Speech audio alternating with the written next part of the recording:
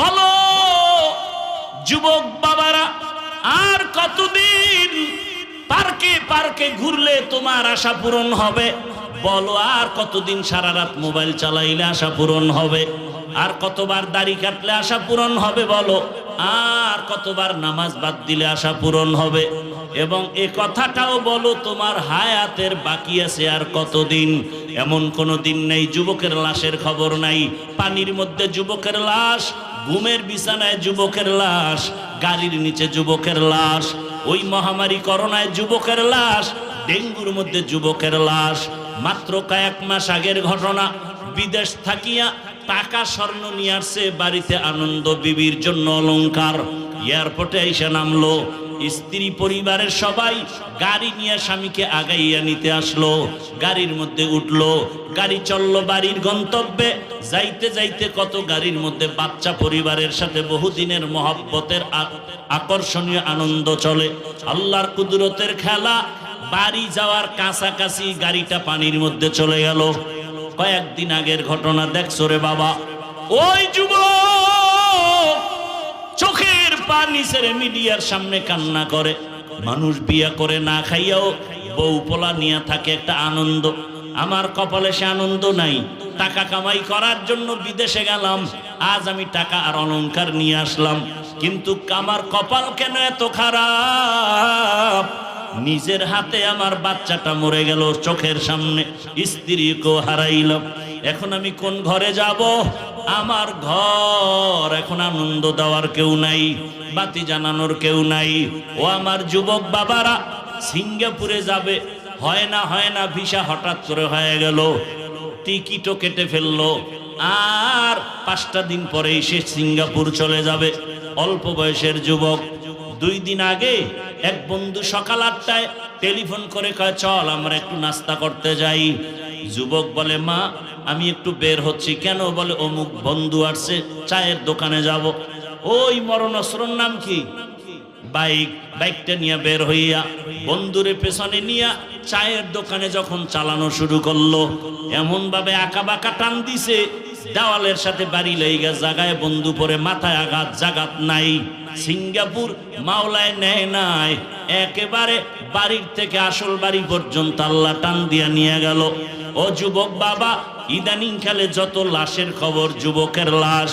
মনটাকে একটা কথাই বুঝাও যে আমার মতো যুবক জেনারেল লাইনে থাইকাও যদি স্কুল কলেজে পড়ে নামাজ পড়ে আমি কেন পারি না? চাকরি করে, ব্যবসা করে, কৃষি কাজ করে, শ্রমিকের কাজ করে, আমি কেন পারি না? এখনো সময় আছে, তওবা করো। মানুষের জীবনের সুস্থতার জন্য আল্লাহ একটা ঔষধ দিয়েছেন, রাতের ঘুম। তুমি সেই ঘুমটাকে কেমনে কাটাও? দরওয়াজা জানালা কমপ্লিট আটকাইয়া মোবাইল হাতে নিয়ে জেনা করো সারা রাত। চোখের জেনা, হাতের জেনা, জবানের জেনা, অন্তরের জেনা। রসুলের অন্য নবীর উম্মতের চেহারা শুকার হয়ে যাইতো, বানর হয়ে যাইতো। তোমারটাও হওয়ার দরকার ছিল। তুমি ঘুম থেকে উঠে দেখার দরকার ছিল তোমার চেহারা বানর। শুধু রসুল আখিরি নবীর উম্মতের বরকতে আল্লাহ পাক এই চেহারা পরিবর্তন করেন না। কিন্তু তুমি কি করো সারা রাত? তোমার চেহারার দিকে তাকাইলে মায়া লাগার কথা লাগে না কেন? তোমার চেহারার মধ্যে আকর্ষণ নাই কেন? নূর নাই কেন? যাদের কলবের চক্ষু খোলা তারা বলে দিতে পারবে তোমার কপালের দিকে তাকায় তুমি রাত্রে কি অপরাধ করেছো। তাহলে তোমার চরিত্র শেষ। অস্ত্র মোবাইল। এই মোবাইলকে কেন্দ্র করে মায়ের সাথে কি পরিমাণ বেয়াদবি করেছে যুবক বাবা, তোমার বিবেকের কাছে প্রশ্ন। বেয়াদবি মাপ চাই, আমি তোমার চরম বন্ধু। এই মোবাইলকে কেন্দ্র করে বাবার সাথে বেয়াদবি, শিক্ষকের সাথে বেয়াদবি, আলেমের সাথে বেয়াদবি। হেদায়েতের মালিক কে? কোন বান্দা? অতএব আমি হাফিজুর রহমানের হাতে হেদায়েতের চাবি নাই। আরে ভাই আমাকে বাদ দাও, আমি তো মানুষই না। আমি মানুষ না, আমি বক্তা হয়েছি ঠিক, মানুষ হওয়া বড় কঠিন। বক্তা হওয়া সহজ, মাওলানা হওয়া সহজ, পীর হওয়া সহজ, ডাক্তার হওয়া সহজ, মানুষ হওয়া কঠিন। তাসলিমা নাসরিন একটা ডাক্তার, কিন্তু মানুষ হতে পারে নাই, কুকুরের থেকেও নিকৃষ্ট। ঢাকা কলেজের প্রফেসর আহমদ শরীফ ঢাকা কলেজের প্রফেসর হয়েও মানুষ হতে পারেনি, প্রফেসর হয়েছে, মানুষ হতে পারেনি। আমি হাফিজুর রহমান বক্তা হয়েছি ঠিক, মানুষ হতে পারিনি। যদি মানুষ হতাম তাহলে চেহারা দেখলে দুইটা কথা বললেই মানুষ চোখের পানি ফেলে দ্রুত গতিতে আল্লাহমুখী হয়ে যেত। মানুষ হতে পারিনি, বক্তা হয়েছি। এজন্য আপনাদের মতের সাথে আমার মত মিলে না। সব একদিকে, আমি একা আর একদিকে। সবাই ছবি তুলতে চায়, আমি এর বিরোধিতা করি। সবাই মোবাইল নিয়ে বাঁচতে চায়, আমি এর বিরুদ্ধে বলি। সবার উল্টা হওয়া তো মানে আমি মানুষ হতে পারিনি। আর কেউ বলবে না, বলনেওয়ালা দিন দিন দুনিয়া থেকে চলে যাচ্ছে, কণ্ঠ বন্ধ হয়ে যাচ্ছে। এই কথাগুলো অনেকের কাছে বিষের মতো লাগে, যে এত রাত্র বসে আছি আপনার বয়ান শুনবে, এগুলো শুনতে আসি নাই, এগুলো বাদ দেন। কেউ আবার বলবে যে জাহান্নামে যায় যাক, আপনার দরকার কি? সমাজে যুক্তিবাদীর তো আর অভাব নাই। না, আপনার থিওরি নিয়ে আমি আসি নাই। আমি আসছি আপনাদের পায়ে ধইরা বয়ান করব, বুঝাবো। দেখিনি আমার বুঝের মাধ্যমে আপনি রসুলের আদর্শের মালা গলায় লাগান। আমি সে তামান্না নিয়ে আসছি। আল্লাহ সবাইকে কবুল করে। কত রাত্র গুনাহ করে কাটাইছেন, ঘুমাননি। আজকের রাত্রটা কি বেহেশতের বাগানে কাটানো যাবে না? না এখানেও কোনো শয়তান আপনাকে আক্রমণ করবে? উঠ, তাহলে শেষ দোয়া পর্যন্ত নিয়ত করা যায় ইনশাআল্লাহ। কাউকে উঠতে দিবেন না, নিজে তো উঠবেনই না, কাউকে উঠতেও দিবেন না। উঠতে চাইলে জায়গা শোয়াই দিবেন, আমি যেন না দেখি। দুই তিনজনে ধৈর্য আস্তে চিৎ করে শোয়া রাখবেন, যে তুই এখানে ঘুমা। আল্লাহ সব ভাইকে হেদায়াতের দৌলত দান করেন। কিছুক্ষণ কথা শোনার ধৈর্য হবে ইনশাআল্লাহ।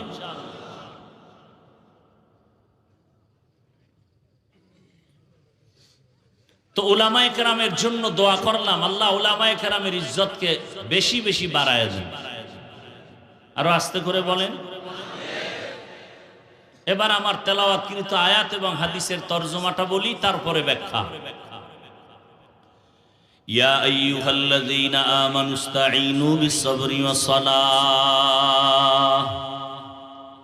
ইন্নাল্লাহা মা'আস-সাবিরিন। আল্লাহ তাআলা বলেন, ও মুমিন, কোন বেঈমানকে আজকের বয়ান করা না। আল্লাহ বলতেছেন মুমিনকে, তোমরা সাহায্য প্রার্থনা করো সবর ও সালাতের মাধ্যমে। নিশ্চিত আমি আল্লাহ সাবিরিন যারা তাদের বন্ধু হয়ে থাকবে। কি বলবেন? নাউজুবিল্লাহ। আয়াতের তরজমা শেষ। হাদিসে রাসূল বলেন, মাইয়ুরিদিল্লাহু বিহি খাইরান ইউসিব মিন। আল্লাহ রাসূল বলেন,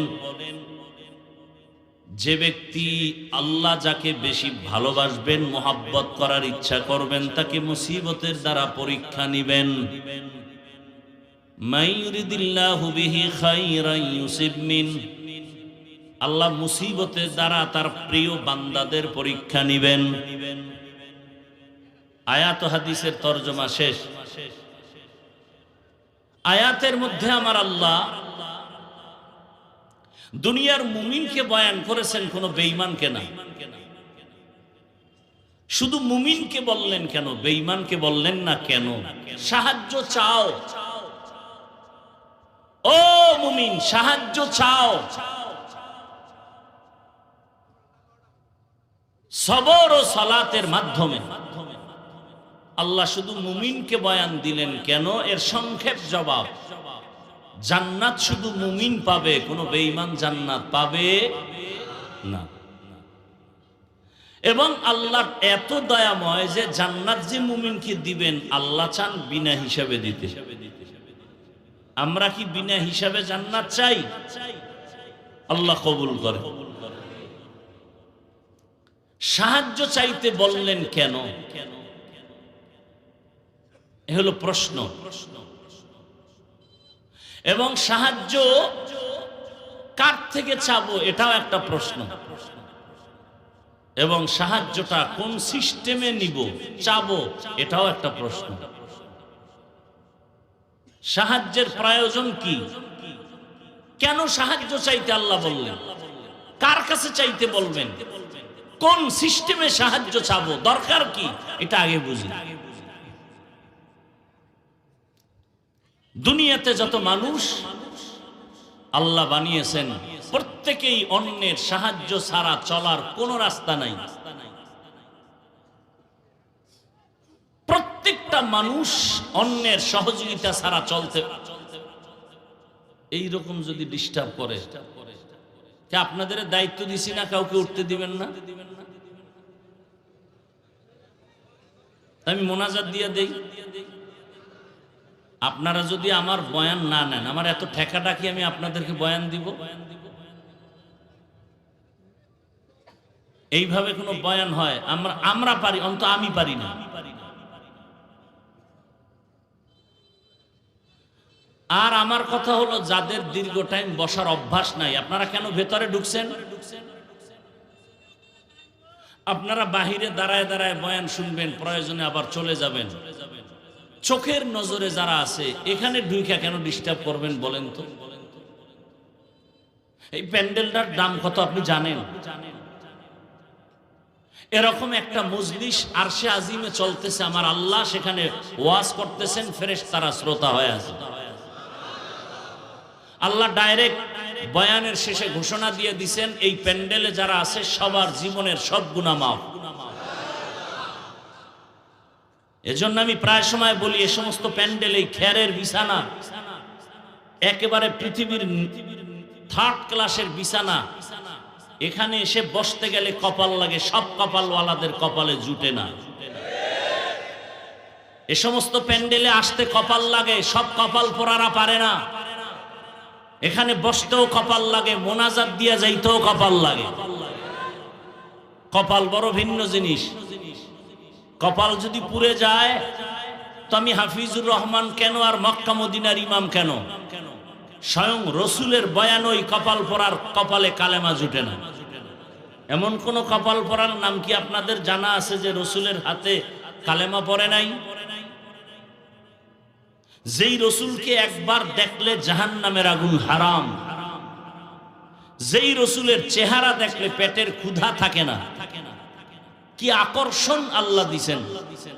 সেই রসুলকে টানা 13 বছর দেখলো, পাশে বসলো, খানা খাইলো একসাথে, কালেমা পড়ে নাই। এত বড় নিকৃষ্ট বেঈমান নাম কি? গর্ব সুরত आदमी इंसा बुदे अहमद बु जहलो हम एक साबुदे आदमीरा आदमीयत लाज़िमस औदरा गर्बुना बशुद ही जमा। 13 বছর বয়ান শুনছে, কপালে কালেমা নাই। যেই নবীকে একবার দেখবে জাহান্নামের আগুন হারাম, ওই নবীকে দেখার জন্য দুনিয়ার সব মখলুকাত আশিক হয়ে আছে।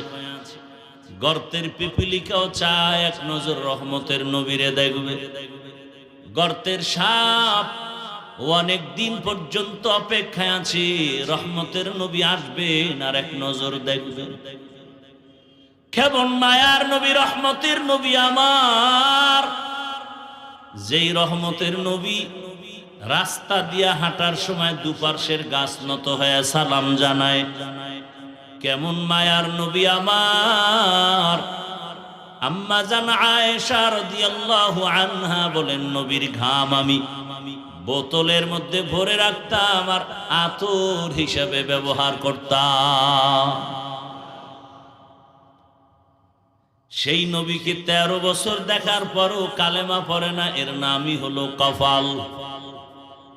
আর অন্যদিকে 27 বছরের একটা যুবক তরবারি নিয়ে দৌড়ায় নবীকে জবাই করার জন্য। রহমতের নবীকে জবাই করবে, 27 বছরের যুবকটা তরবারি নিয়ে দৌড়ায়। রহমতের নবীকে একটা নজর দেখা মাত্র তরবারি ফালাইয়া রহমতের নবীরে বলেন, নবী মাফ করে দেন, কালেমার মালা গলায় পড়ায় দেয়। 13 বছর দেখলো, বয়ান শুনলো, কালেমা পড়ে না। আর 27 বছরের যুবকটা রসুলকে হত্যা করতে গিয়া কালেমাওয়ালা হয়ে গেল। এর নাম কফাল। এই ভাগ্যবান কপালওয়ালার নাম জানেন কেউ? কি? এর নাম কফাল। বহুদিন ধরে এই প্রোগ্রামের প্রচারণা চলছে গোটা মুক্তাগাছা এলাকার আশেপাশে। কফালওয়ালা এমন কফাল, আসার নিয়ত করে অনেকে আসতেই পারে নাই। আর একদল আসছে ঠিক, তবে বেহেশতের প্যান্ডেলে ঢুকতে পারে নাই। এরা মার্কেটে ঘুরে আর গল্প করে আর কবিরা গুনায় লিপ্ত হয়ে আছে। নাই?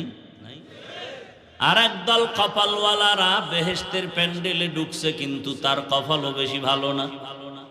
মোবাইলটা সামনে ধরিয়া কলবের দরজা বন্ধ করে দিয়েছি। যত বয়ান সব মোবাইলে ঢুকে, কলবে ঢুকে না। বলার দায়িত্ব আমার, মানবেন কিনা সেটা আপনার চিন্তা। আর একদল কপালওয়ালারা ঠিকই বয়ান শুনতেছে, কিন্তু শয়তান ওয়াসওয়াসা দেয়, এত বয়ান শুনে লাভ কি? ওঠ, ঘন্টাকে ঘন্টা বয়ান শুনবে, 10 মিনিটের জন্য ধৈর্য ধারণ করে মোনাজাতটা দিতে পারবে না। কারণ শয়তান জানে বয়ান শুনলে তেমন ক্ষতি হবে না, মোনাজাত দিলে গুনাহ মাফ হবে, আমি ইবলিসের বড় ক্ষতি হয়ে যাবে। এজন্য দেখবেন অনেক কপালওয়ালারা বয়ান শুনে মোনাজাতের আগে চলে যায়। শয়তান ওদেরকে গ্রাস করে ফেলেছে। আল্লাহ হেদায়েতের দৌলত দান করেন। এখনো কি ব্যারাম থাকবে? আল্লাহ সবাইকে কবুল করে। আল্লাহ দুনিয়ার মুমিনকে আল্লাহ সাহায্যের জন্য বলেছেন, অথচ দুনিয়ার কোন মানুষ বেঈমানও বলেন কারো সাহায্য ছাড়া চলতে পারে না। কিন্তু মুমিনকে কেন বলেছেন, বেঈমানকে কেন বলেন না? বলে জান্নাত শুধু মুমিন পাবে, কোনো বেঈমান পাবে না। যদিও হাদিসে পাকে আছে প্রত্যেকটা বান্দার নামে জান্নাতে বাড়ি বরাদ্দ করা আছে। এবার আল্লাহ মুমিনকে জান্নাত দিতে চান, ওই জান্নাতটা তুমি দুনিয়াতেই অর্জন করো, বিনা হিসাবে দিয়ে দিব। তবে সাহায্য ছাড়া তুমি দুনিয়াতে চলতে পারবা না। কেন পারবো না?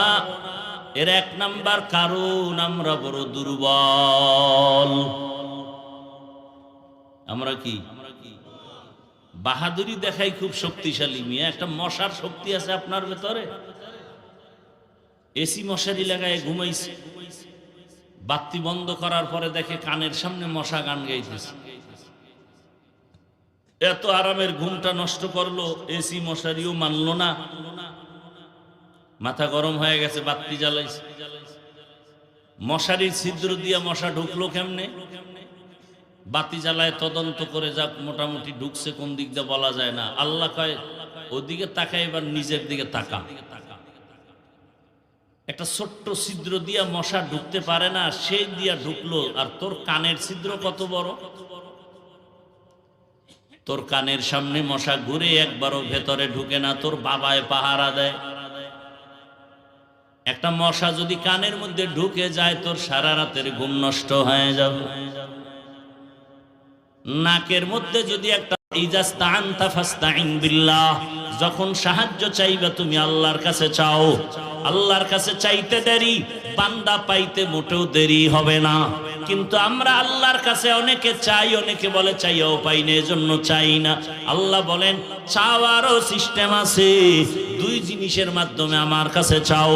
এক নম্বরে ধৈর্য, দুই নম্বরে হলো নামাজ। আমাদের ধৈর্যও নাই, নামাজও নেই। যেই নামাজ আমরা পড়ি ওই নামাজ কি নামাজ? নামাজও পড়ে মিথ্যাও বলি, নামাজ পড়ি, সুদ খাই, নামাজ পড়ি, ঘুষ খাই, নামাজ পড়ি, জুলুম করি। এরকম নামাজ এ দেশে নাই।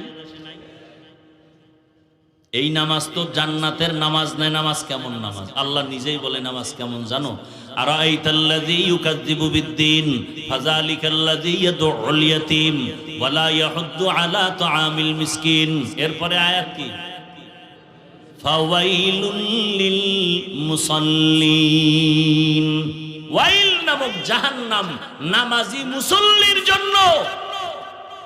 ওয়াইল নামক জাহান্নাম নামাজি মুসল্লির জন্য। কোন ওয়াইল নামক জাহান্নাম? কোন নামাজি?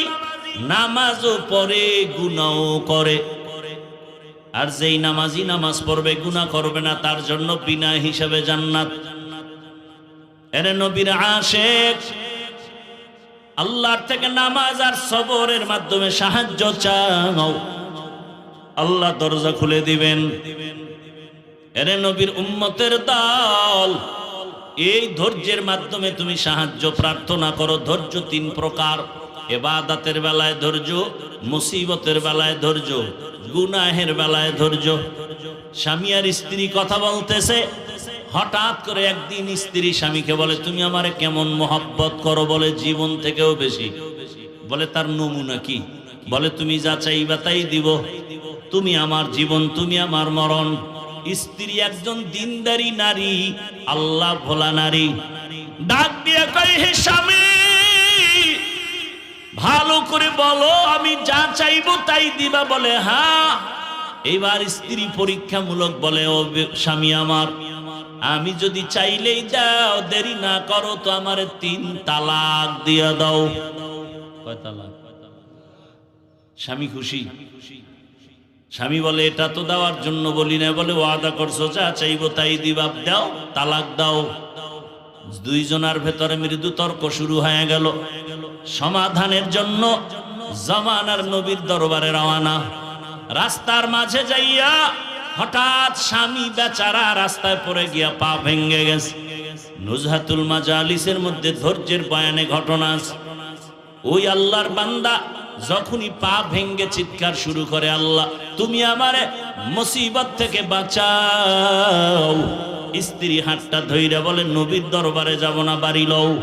বাড়িতে যাইয়া স্ত্রী ডাক দিয়া কয় স্বামী, আমি যে তালাক চাইছিলাম সে কথা উড্ড করে নিলাম, তালাক লাগবে না।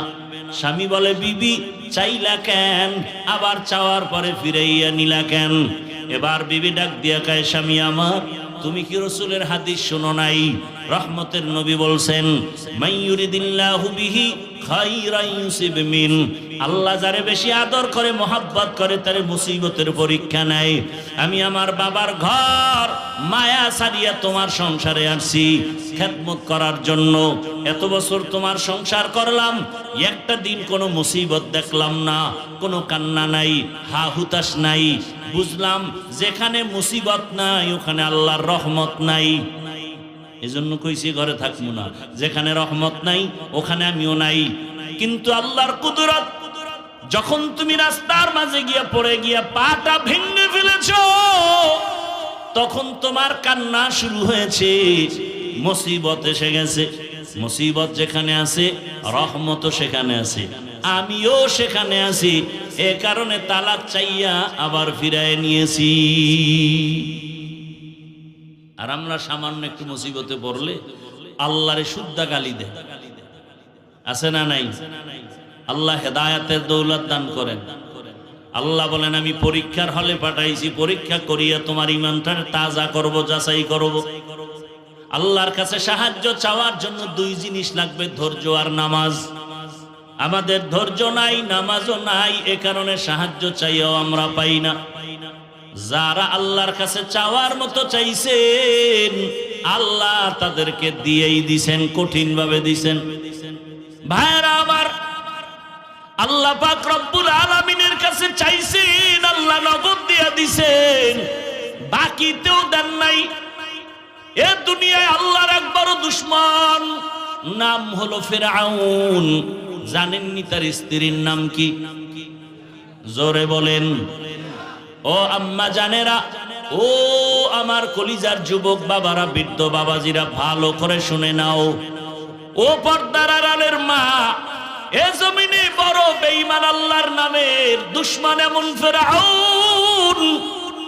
কোরআনে যেই ফেরাউনের এত নাম চলে আসছে, এই ফেরাউনের স্ত্রী আসিয়া এত বড় বেঈমানের ঘরে সংসার করতে গিয়া আল্লাহ তাআলা আসিয়ার এমন ভাবে কবুল করে ফেললেন।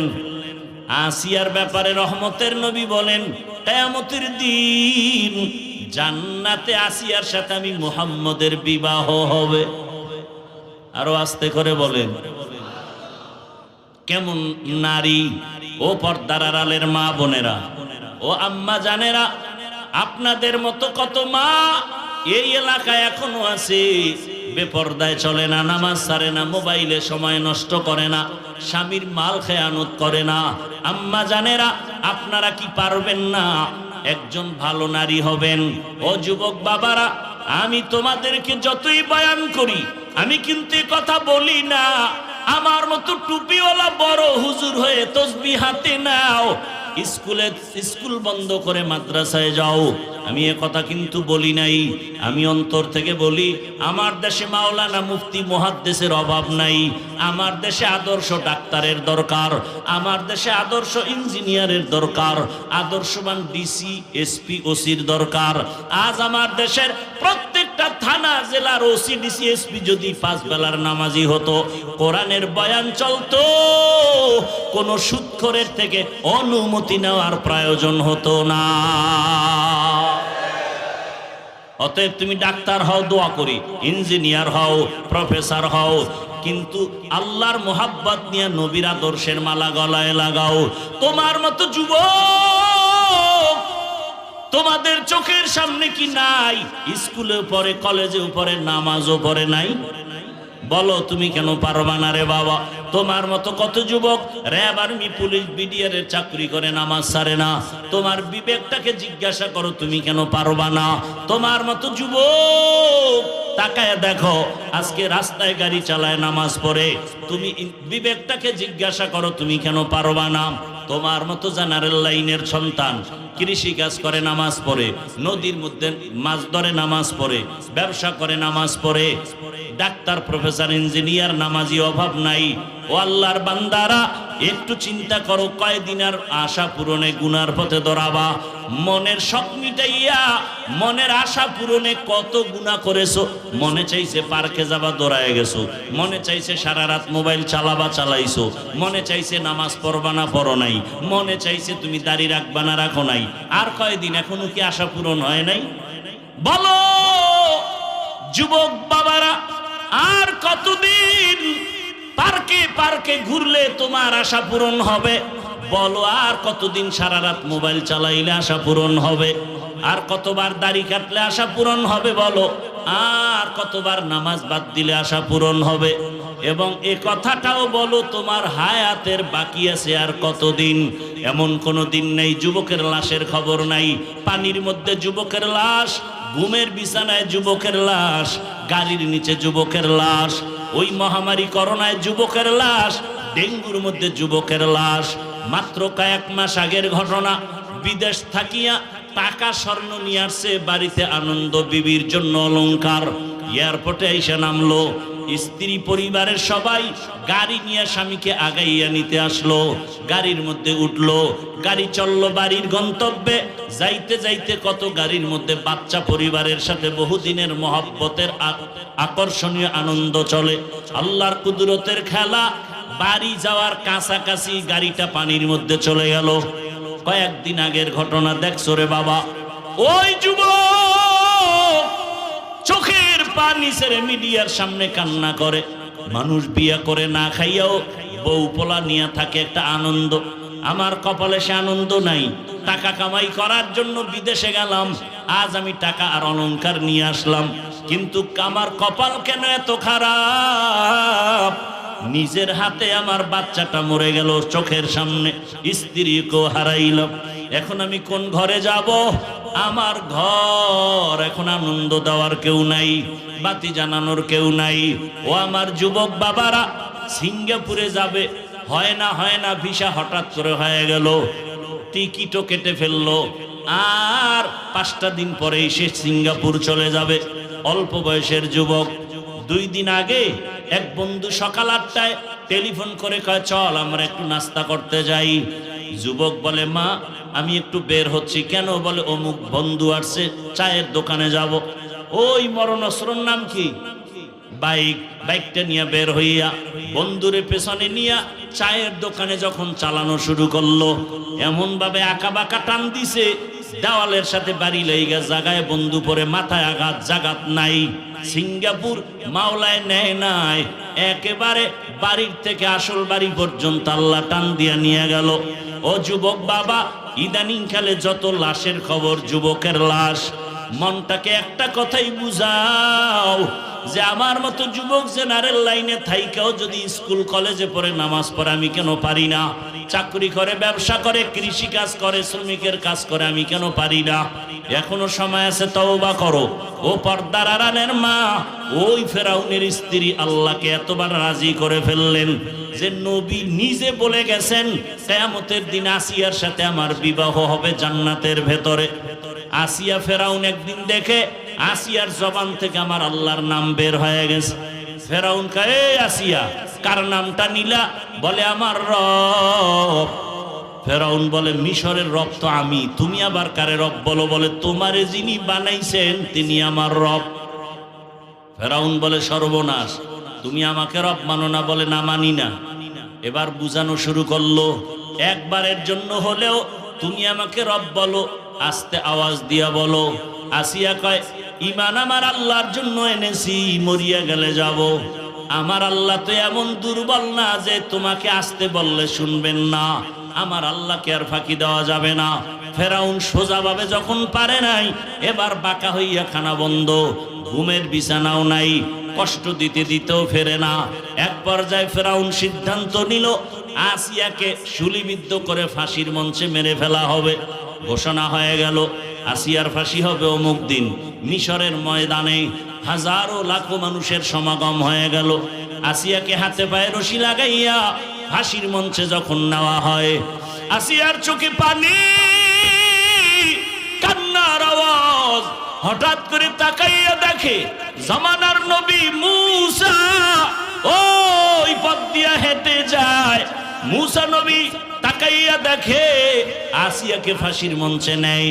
আসিয়া ডাক দিয়া কয়, নবী আপনি জানেননি আমি আসিয়ার হালাত কি? বলে, জানি। বলে, আপনি শুনছেন এই ফেরাউন আমাকে এখন শুলিবিদ্ধ করে মেরে ফেলবে। আসিয়া কান্নার থেকে চলে যাব, আপনি তো ফাঁকে ফাঁকে আমার আল্লাহর সাথে কথা বলতে যান, একটু আমাকে বলবেন এই মুহূর্তটা আমার মাওলা আমার উপরে কেমন আছেন? মূসা নবী কয়, রে আসিয়া, আমার আল্লাহ তোমার উপরে এখন খুশি। কোরআনের আয়াত। আসিয়া এবার এই কথা শুই না চোখের পানি সারিয়া আসমানের দিকে একটা তাকায়া মুনাজাত দিছে, ক্বালাত রব্বি ইবনিলি ইনদাকা বাইতান ফিল জান্নাহ। আসিয়া ডাক দিয়া কয়, রে মালিক, এত বড় ক্ষমতাওয়ালা ফেরাউনের ঘরে থাইকা আমারে থাকার জায়গা দেয় নাই, খানাও দেয় নাই রে আল্লাহ। শুধু তোমার মোহাব্বতের কারণে বিদায় বেলা তোমার কাছে একটা দাবি, দুনিয়াতে থাকার মতো একটা ঘর আমি পাই নাই, খানার মতো আরামের খানাও পাই নাই। বিদায় বেলা তোমার কাছে আমার আরজি, তোমার পার্শ্বে জান্নাতে একটা ঘর বানাইয়া দিও, তোমার কাছে একটা জান্নাতে ঘর বানায় দাও, আমি আসিয়া যেন সেখানে আরামে থাকতে পারি। কান্না করে আসিয়া এবার ফাঁসির মঞ্চে যাবে, আবার আকাশে তাকাইছে, আসিয়ার সাথে সাথে কান্না বন্ধ, হাসি দেওয়া শুরু করলো। ফেরাউন বলে, এখন তোমার ফাঁসি হবে, তুমি এখন কান্না বন্ধ করে কেন হাসো? আসিয়া ডাক দিয়া কয়, ফেরাউন তুমি দেখো না, আমি আল্লাহর কাছে এখন চাইছি জান্নাতে একটা ঘর, আমার আল্লাহ অন্তর চক্ষু খুলে দিয়েছেন, জান্নাতের ঘর এখন আমি নিজের চোখে তাকায় দেখতেছি। লক্ষ লক্ষ ফেরেশতারা আমাকে স্বাগতম দিয়া জান্নাতে নেওয়ার জন্য তারা অপেক্ষা আছে, আমি দেখতেছি। তাড়াতাড়ি আমাকে বিদায় দাও।